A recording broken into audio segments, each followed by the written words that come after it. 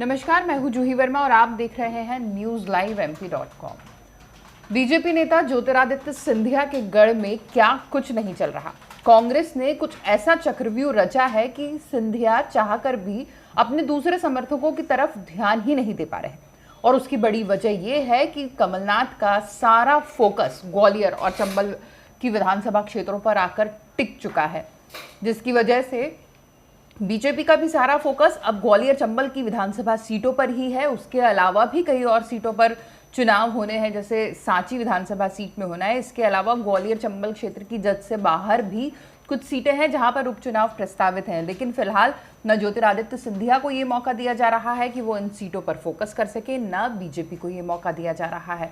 ताबड़तोड़ mega shows किए हैं ज्योतिरादित्य सिंधिया ने पिछले दिनों अपने गढ़ ग्वालियर में। इसके अलावा बीजेपी की पूरी टीम पूरी तरीके से एक्टिव है ग्वालियर चंबल में। प्रभात झा, नरेंद्र सिंह तोमर, नरोत्तम मिश्रा अपने स्तर पर, खुद मुख्यमंत्री शिवराज सिंह चौहान, सारे नेताओं को साथ कर वहां चलने की कोशिश की जा रही है और पूरी ताकत इस बात पर है कि किसी भी तरह असंतोष उभर कर सामने ना आए। पर अफसोस कि बीजेपी की ये हर कोशिश नाकाम है और अब बीजेपी को ग्वालियर चंबल की सीट पर इतना तगड़ा झटका लगा है कि शायद शिवराज सिंह चौहान ने भी ये नहीं सोचा होगा कि ऐसा भी हो सकता है। वो जिस सीट पर नहीं सोच रहे थे, वहां से इतना बड़ा असंतोष निकलकर सामने आया, वो भी बिना किसी सुगबुगाहट के।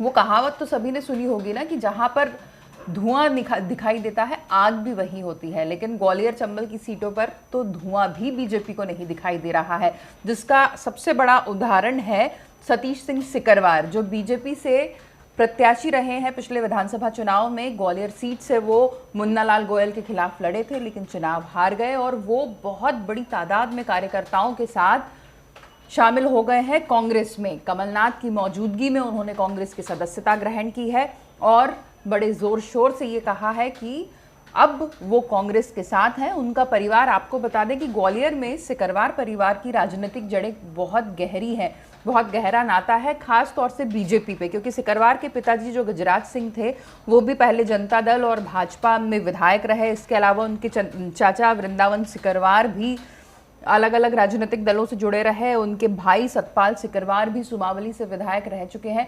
तो आप पिताजी से अंदाजा लगाइए कि उनके पिताजी गजराज सिंह जो थे वो जनता दल का हिस्सा रहे और बाद में वो बीजेपी का हिस्सा भी बने।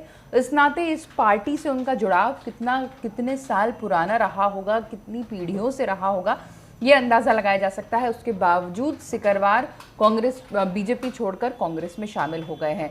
ये है घटना ग्वालियर की। वैसे इसको बीजेपी के लिए, खासतौर से ज्योतिरादित्य सिंधिया के लिए हम कहेंगे कि उतना बड़ा झटका नहीं है जितना बड़ा शिवराज सिंह चौहान के लिए है, क्योंकि वो बीजेपी नेता थे जो सिंधिया की आने की वजह से नाराजगी के चलते ही पार्टी छोड़कर आए हैं। उन्होंने सिंधिया से टाई अप करने की जगह पे और उनके साथ बने रहने की जगह पर अपना अलग वजूद बनाना बेहतर समझा और कमलनाथ का साथ दिया। कमलनाथ ने भी बड़ी आत्मीयता से उनका स्वागत किया और कहा कि मैं घर में रहता हूं, किसी महल में नहीं, इसलिए मेरे दरवाजे सबके लिए खुले हुए हैं। इस मौके पर पूर्व मुख्यमंत्री कमलनाथ ने ये भी बताया कि अगर उनकी सरकार को पूरे 5 साल का काम मिलता करने के लिए, तो शायद तस्वीर मध्य प्रदेश की कुछ और होती, क्योंकि 15 ही महीने में उन्होंने मध्य प्रदेश में इतने विकास कार्य किए कि ईज ऑफ डूइंग बिजनेस में भी मध्य प्रदेश का पायदान 7वें से उछलकर 4थे पर आ चुका है। तो ये बहुत बड़ा उदाहरण है ये बताने के लिए कि कमलनाथ अगर सत्ता में होते तो वो क्या कुछ नहीं कर सकते थे। अब वापस शिवराज सिंह चौहान की सरकार है, उन्हें मौका नहीं दिया गया, वो ये बताने से नहीं चूके। सिकरवार ने भी कहा कि वो अब कांग्रेस के साथ हैं और कमलनाथ ही एक बेहतर मुख्यमंत्री थे, एक बेहतर प्रशासक थे मध्य प्रदेश के लिए। जो बहुत ही दुख की बात है कि अब मध्य प्रदेश में उनका शासन नहीं रहा कुछ कारणों से, जैसे अब पिछले शब्द चले आ रहे हैं कि गद्दारों, जयचंदों की वजह से ये सरकार गिर गई। तो अब लेकिन कांग्रेस पूरे एग्रेसिव मोड में आ चुकी है और अब उसी जगह सेंध लगाई जा रही है जहां दुश्मन को बिल्कुल उम्मीद नहीं है कि यहां भी वार हो सकता है। पहला वार ग्वालियर में हुआ है और उम्मीद है कि अभी ऐसे झटके कांग्रेस और कमलनाथ बीजेपी को देते रहेंगे। नमस्कार।